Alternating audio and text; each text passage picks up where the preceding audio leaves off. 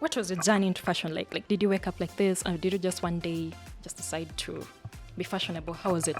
I was always a tomboy because I used to play soccer.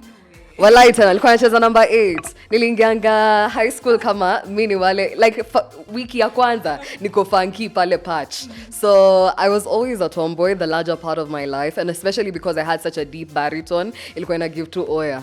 Don't mess with me. Like after high school, I was experiencing a lot of acne and a lot of dark spots nini. So I started using makeup as a cover up, because every time you'd meet someone, wangekuwa like, guy, what happened to your face? Alafu ukiwa light skin sa unajua hizo ma black zinaonekana kila pahali. There was a time my aunt aliniambia ati sura yangu nakachapo imeshura. Walai nilikuwa nasikia nikana lia, god damn it. Hiyo kitu haijawahi nitoka. So I used makeup as a cover up, and then out of doing makeup and learning how to do my eyebrows, nikafungua biashara ya kuuza vitu za mtumba. So of course you had to model for the business, and that's where now fashion came in, and I actually started falling in love with looking good. Okay. Yeah. So having mentioned soccer. Yeah. When mtu wa timu gani? Arsenal, ni aje watu wangu Arsenal. Season ni Gunners. Kwanza hii weekend mambo ilikuwa matatu. Gabriel Jesus, halas. Mulikuja na mtu wenu lakini hawezi. Rashford who?